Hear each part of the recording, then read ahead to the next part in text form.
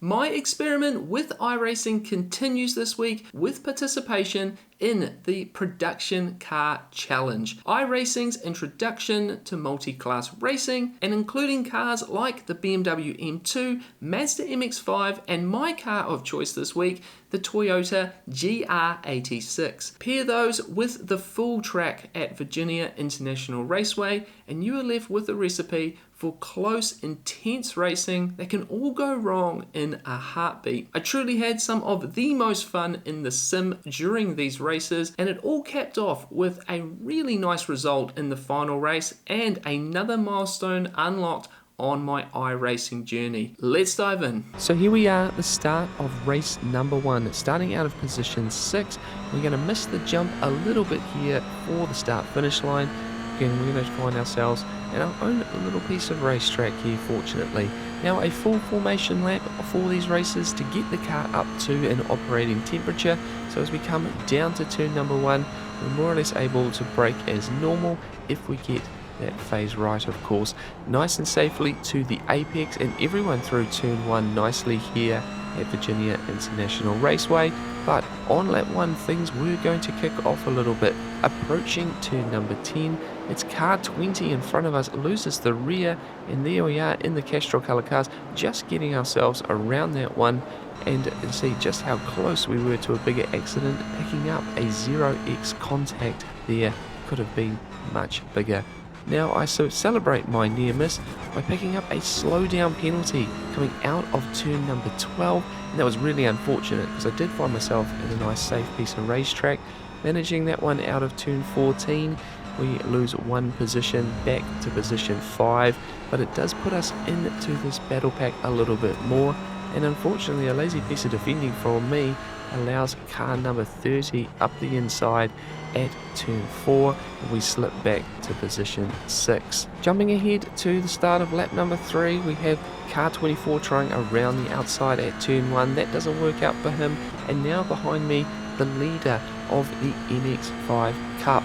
Now the MX-5s were involved in some of our races here, and it was just a case that although the 86 was on paper a little bit faster overall on a race distance than the MX-5 Cup tended to have a higher split driver field based on the number of drivers entering this production car challenge. He's got a really good run on me out of turn number 6, and we move over, let off the throttle a little bit to let him by. Reality is although this is a pass 4 position on track, I do not need to let him by, but it also does not affect my I rating here. On lap number 3 though, things unravel for us here as we get into turn 14. We get collected by that car 24 coming from behind, missing his braking marker. You can see here turning himself into a bowling ball through the apex, and both myself and car 34 being involved here. Here's the view from 34 straight through us, and we are both collected by that 24 car, and that puts us back into the wars here right in the depths of the MX-5 Cup, and lots of cars being involved in that moment there, but I was determined to try and make my way back through the field. A nice opportune moment here to get by car 34 into turn 4. He was the car obviously involved in that accident with us, and then another nice run coming up here on car 21, and a nice slipstream here. The slipstream effect down the back straight at VIR was always very, very good, but you see here this Mazda involved in our battle, nowhere to go with the slipstream on this particular lap, so we pull out of that one because we are up to 9 incident points in this race. Don't want to pick up too many more with the 13 minutes left remaining here. 17 incident points does get you a disqualification in these production car challenge races.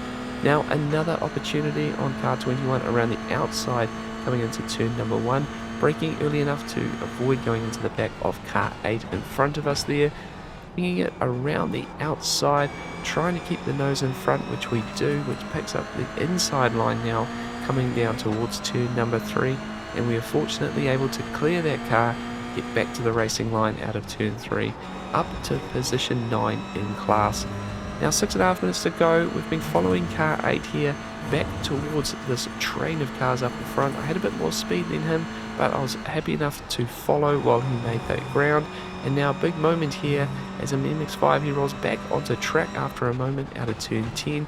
couple of 86s involved on the outside of turns 11 and 12, and we fortunately get by a couple of my 86 car rivals, one of them being car 24, which was quite a satisfying move, getting back to and past that car involved in that incident earlier in the race.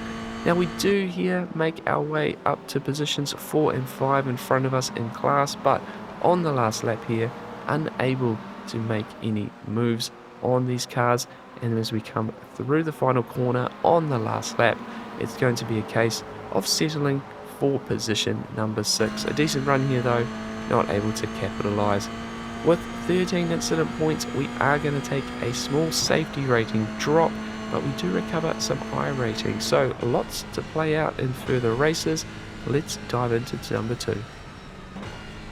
Race number 2 did bring an improved qualifying for me, and as we come to the final corner here on the start, the leader does jump away nice and early. The thing with these multi-class races is the qualifying, the pole sitter of each class more or less determines where they want to start the race from. In our case, we've backed up away from the BMW M2 class, and the leader has jumped away out of the final corner. So we're going to approach turn 1 with a bit more speed than the previous race, on the brakes and safely to the apex once again. No dramas in front of this race again at race number 2 here, and we're going to start our laps watching the back here of this podium.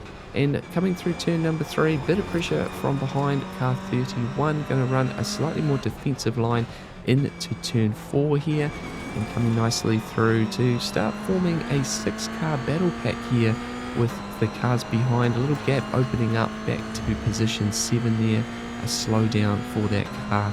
Now we're out of turn 6 now, underneath the bridge, starting to make our way to the back of the circuit.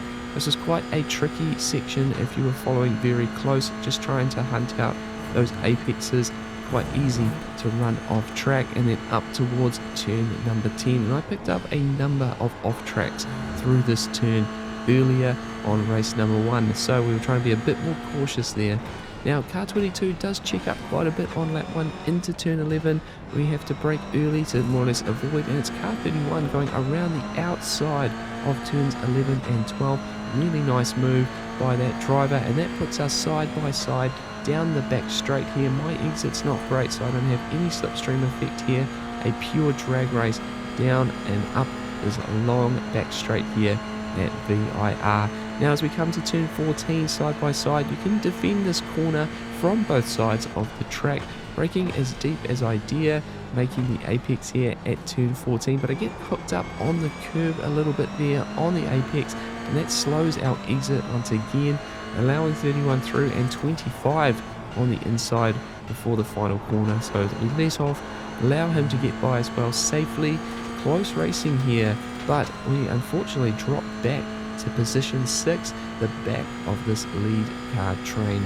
Over the opening laps, I was quite happy to sit at the back of this group here. Now we've lost car 31 to a slowdown the lap prior to reduce this group by 1, but being at the back of the group here just felt like a nice safe place to be, considering the incident points and the safety rating drop that I had in the previous race.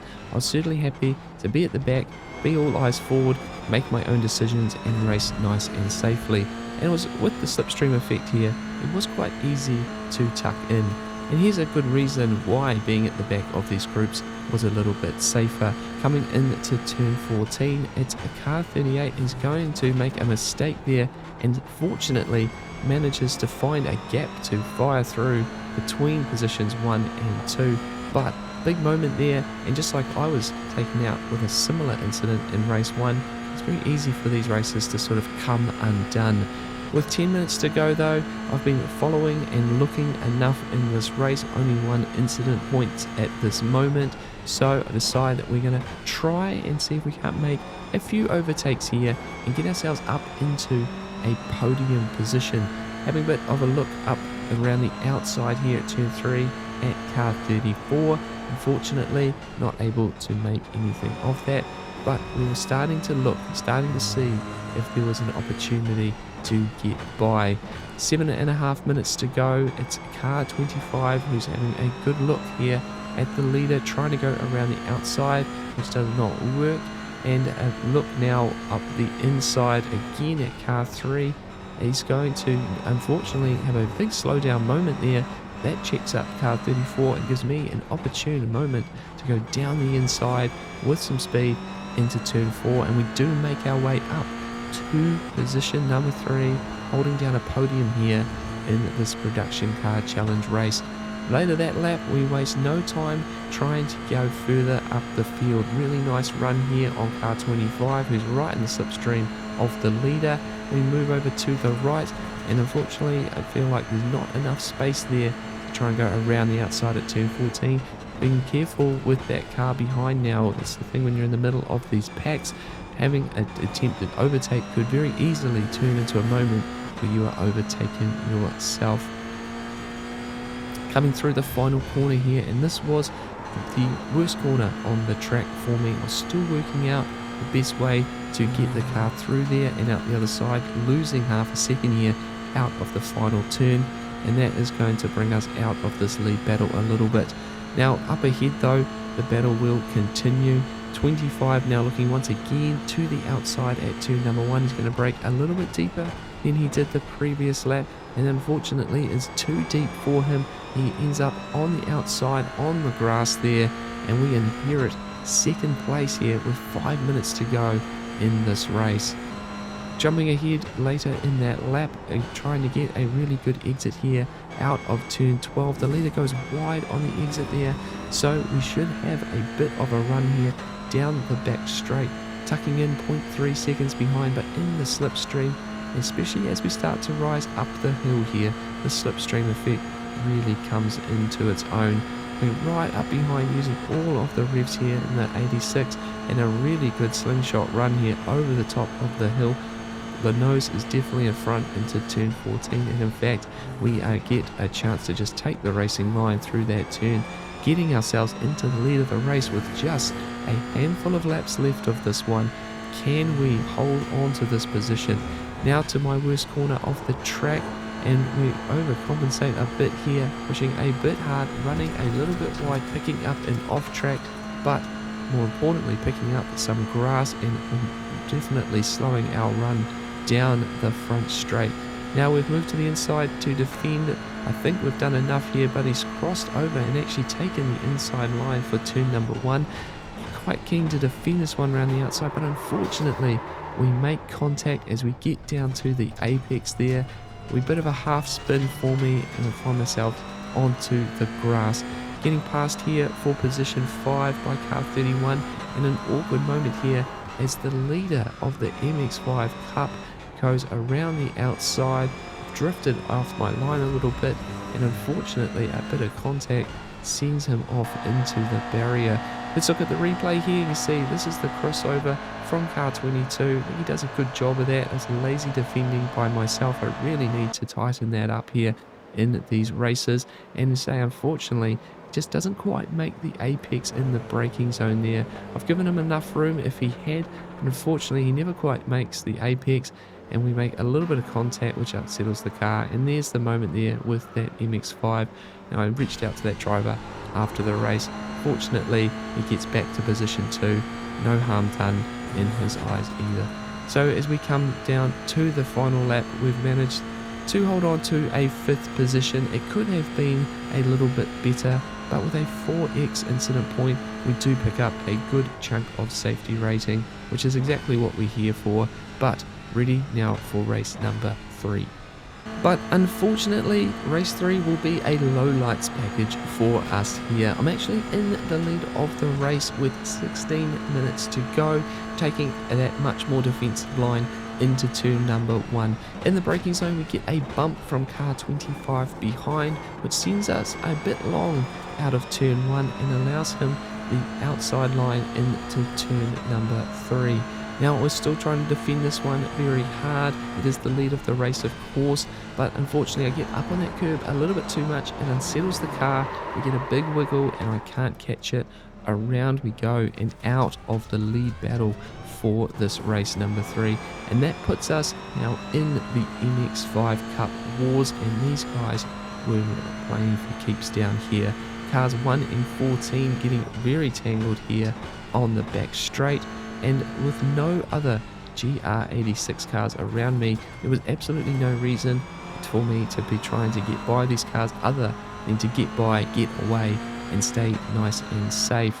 A bit of a moment here where I get a chance to actually clear these cars and get away, but unfortunately car 1 just keeps his nose in at turn number 10. We make contact and I pick up another 4 incident points and fall right back to the back of this train here. And honestly, the frustration was growing for this one, as I felt that there was just no need for that moment, and I'm just trying to stay right out of the way for the rest of this race.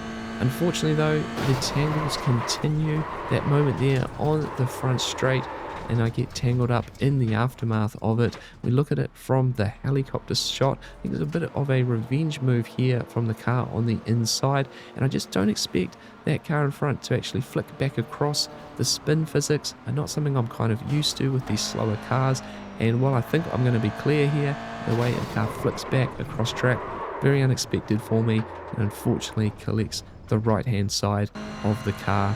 Now we're going to make it to the line here. Fortunately, I avoid a meatball flag, and with 16 incident points, just managed to avoid being disqualified. But as you can imagine, not a great race in terms of safety rating, down 0.11, and ready for some redemption, because I really feel like I can put a full race together here and grab myself a good result. And so from lowlights to highlights, we're able to bring you here the last couple of laps of race number 4. Having a really good run here on position number 4, a 6-car battle pack was what greeted me for this race, and I was certainly employing a much calmer and more relaxed approach to this race, trying to be as patient as possible. Now coming into the finals part of the race, we get a nice run here down into turn 14, hanging around the outside of the kink, taking the inside line and claiming 4th position. Up ahead, the podium places are starting to battle it out here towards the final corner, my least favorite corner of this track, and we get an 8k run out of here this time round, and with 1 lap to go, going to sort of look at being in the battle here towards the end of this race. Now, as I mentioned at the start there, I am trying to be a lot more patient with this one, and that was going to pay off right here. 2nd and 3rd coming together as we approach the braking zone, and we get around both of them initially, but unfortunately brake too late, running long at turn number 1 and giving that 2nd place back. But moving up into position number 3. 55 seconds left on the clock, and mostly I was in fact thinking about that safety rating overall. After the terrible race prior, I was starting to think about trying to get to that fast track 4.0 promotion number of D class to get myself up to C class. And although these battles are incredibly close and incredibly fun with the podium on the line here, there was an element of me that was really trying to nail this one, see if we couldn't get that promotion in this one race, being pretty darn close to it. Coming up through 7, 8 and 9, getting close to the rear bumper here, and just trying to at least hold in, because there is still pressure behind from car 18, which I had passed the lap earlier, down towards turns 11 and 12, and hoping for a really good exit. Now the white flag does come up on screen as we approach turn number 11, so it's looking like the last lap here, with the 3-minute countdown showing at the top of the screen, and it is a decent run here as we head up the little hill. No slipstream effect from the car leading the race for position 2, so we're going to get a nice run up the hill here, and we're going to pull across to the left as we come towards turn number 14. Now it's going to require a bit of bravery through here. I want to try and at least hold on to that outside, but cars in 2nd place goes along at turn 14, and that gets us around the outside out of 14 towards the final corner.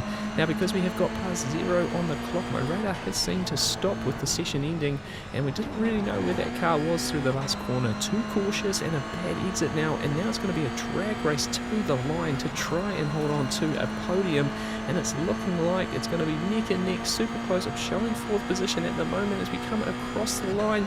I do in fact miss out on the podium by the smallest of margins. Checking it out on the slow motion here, frame by frame, and we just miss out to that car on the outside there.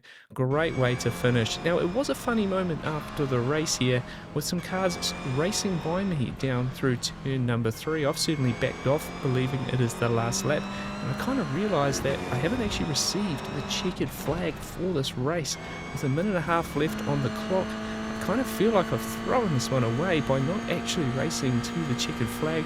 We come across the line, but fortunately for me, it did actually count on that lap prior, with no one able to actually make the countdown, the 3-minute countdown.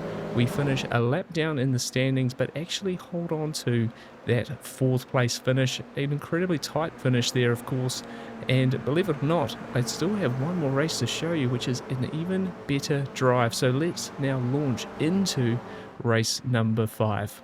So here we are, race number 5. If you're still with me in the video, thank you so much for watching through to this point. And this is a race that I really do take a good step up here as we move up from split 2 to split 1, and I'm surrounded by some pretty healthy I-rated drivers. Despite being the 2nd lowest car in my split, we are able to qualify in position number 3, hoping for a good start here. Jump out of turn 14. We missed the jump a little bit, but coming out of turn 14, we actually lock wheels with the car that's next to me there. If I'm perfectly honest, I didn't know he was exactly next to me. We lock wheels a little bit and I run him wide. Here we are on the replay. You can see we just come out and there's just a little touch there and off he goes onto the grass. Fortunately, he's able to recover behind and we're able to get through the final corner. But we do go from 3rd to 5th and already some pressure with a 4x incident point as well for the contact. The best way to start this one, considering the other storyline of this race is the 3.9 safety rating I acquired from that prior race, and with one more decent race I would be able to promote myself up into C license. Down into the first turn and we outbrake ourselves a little bit before, so it's a pretty scrappy start to this race. Some pressure now from car 35 behind as we head down towards turn number 3, and as I said, I'm really going to have to get my act together at the start of this race. Already some time opening up to the leaders here, and if we miss that slipstream chance by these first few laps, my race will turn into quite a defensive one. So hopefully we can get things ready and right through these opening laps and get back to this train of cars up ahead. Fortunately, by lap 4, we are in that battle. Now in the train here, still in position number 5 with that car 35 P6 directly behind. As I said, we've got a bunch of A licensed drivers in this race with some healthy iRacing, so if there was ever a chance to trust the people that I was racing against, this was probably going to be it for a D licensed race. We get a nice slipstream here on car number 18 along the back straight, and he's left a bit of a gap to those leaders as well, so I'm definitely looking to make a bit of a pass here down towards turn 14, going side by side, leaving some room here at the apex. We get around there nice and safely, and a bit of drama brewing up ahead. Unfortunately, I'm not able to get by car 18, but it's up ahead where the drama actually unfolds. Side by side for positions 2 and 3 through the little kink before the final turn, and it's the Mr. Beast car that gets sent off into the grass, off into the weeds there on the outside. And although we don't make a pass on track for position, we do manage to steal position number 4 from that higher rated car. Now on lap number 7, we're going to settle in here a 206.8 for the leader. I've done a 207.1 that prior lap, which was fast as a race pace for me. It's quite interesting, as soon as you find yourself around some faster drivers, you tend to find the little things that you were lacking in your own race pace, and already finding a few tenths here and there around this Virginia International Raceway, and already starting to find lap times that I wasn't able to find in split number 2. And a lot of learning. You can definitely learn a lot from these sorts of drivers, and I was certainly lapping it up here in the slipstream of these cars.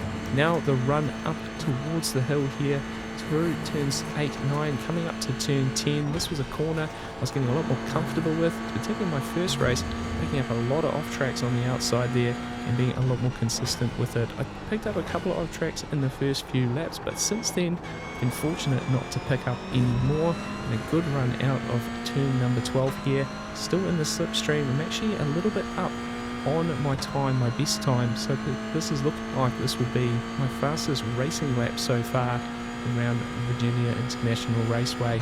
Behind the car in position number 5 was starting to look like he had a few connection issues, blinking in and out there, so I was hoping he wasn't going to get too close to us for the rest of this race and potentially cause a bit of connection issues with our race. But at the moment we're all eyes forward here down towards the final turn. The car in position 2 in car number 13, a little bit close through 14. We've had to slow up for the last corner, and that's actually produced ourselves a really good exit here. A couple of tenths up on our best lap, but it's all eyes forward because we're actually around the outside now fighting for a podium position.